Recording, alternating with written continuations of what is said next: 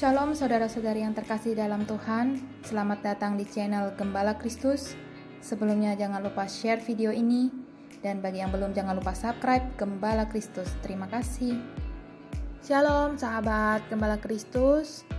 Iri hati menurut Kamus Besar Bahasa Indonesia adalah merasa kurang senang melihat kelebihan orang lain. Dari definisi tersebut sangat jelas bahwa orang iri hati adalah orang yang tidak menerima keberhasilan orang lain. Yakobus 3 ayat 16, sebab di mana ada iri hati dan mementingkan diri sendiri, di situ ada kekacauan dan segala macam perbuatan jahat. Firman Tuhan menjelaskan bahwa iri hati ini sangat berbahaya karena dapat mengakibatkan kekacauan dan segala bentuk tindakan atau perbuatan jahat. Contoh dalam Alkitab adalah kisah Kain dan Habel. Karena iri hati, sang kakak Kain berani membunuh adiknya Habel. Setiap manusia pasti memiliki rasa iri hati. Kita sebagai orang percaya harus bisa mengatasi atau mengontrol sikap iri hati ini. Pertanyaan penting yang sering timbul adalah bagaimana cara mengatasi rasa iri hati dari hidup kita? Bagaimana cara menghilangkan rasa iri hati dari hidup kita? Berikut ada beberapa cara mengatasi atau menghilangkan rasa iri hati dari hidup kita.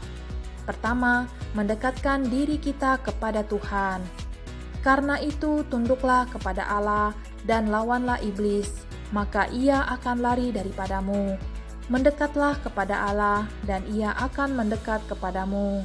Tahirkanlah tanganmu, hai kamu orang-orang berdosa, dan sucikanlah hatimu, hai kamu yang mendua hati. Terdapat di Yakobus 4 ayat 7-8.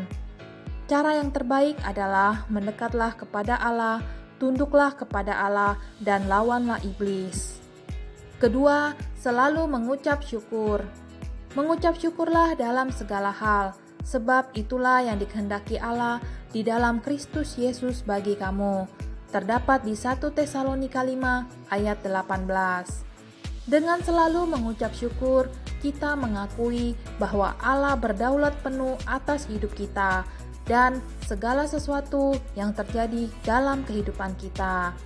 Dengan selalu mengucap syukur, kita berusaha untuk tidak membandingkan hidup kita dengan orang lain. Ketiga, berpikir positif. Jadi akhirnya, saudara-saudara, semua yang benar, semua yang mulia, semua yang adil, semua yang suci, semua yang manis, semua yang sedap didengar, semua yang disebut kebajikan dan patut dipuji, pikirkanlah semuanya itu. Terdapat di Filipi 4 ayat 8. Penuhilah hidup kita dengan pikiran positif. Ketika kita menetapkan untuk bersikap iri hati, maka kita akan kehilangan sukacita, damai sejahtera, dan berkat Allah. Kita harus menetapkan pikiran kita dengan hal-hal yang positif seperti hal-hal yang benar, mulia, adil, suci, manis, dan lain-lain. Keempat, berdoalah. Doa adalah nafas kehidupan bagi orang Kristen. Ketika pikiran kita sudah dipenuhi dengan rasa iri hati, segeralah berdoa untuk meminta hikmat Tuhan dan meminta tuntunan Roh Kudus agar bisa menjauhkan kita dari rasa iri hati tersebut. Ada pepatah berkata, rumput tetangga lebih hijau dari rumput sendiri. Pepatah ini memiliki arti apa yang dimiliki orang lain terlihat lebih baik atau lebih indah dari apa yang kita miliki. Jadi jangan pernah membandingkan, mengamati, menilai kehidupan pribadi orang lain. Mulailah memperhatikan rumput di halaman sendiri dan siramlah secara rutin. Percayalah, daun-daun pasti tidak akan kalah hijau. Allah sumber damai sejahtera akan menyertai kita. Kuasa dan kasih Yesus Kristus akan melingkupi seluruh kehidupan kita. Tuhan Yesus memberkati. Amin. Terima kasih sahabat Gembala Kristus telah menonton video ini. Sampai jumpa di video-video berikutnya. Tuhan Yesus memberkati.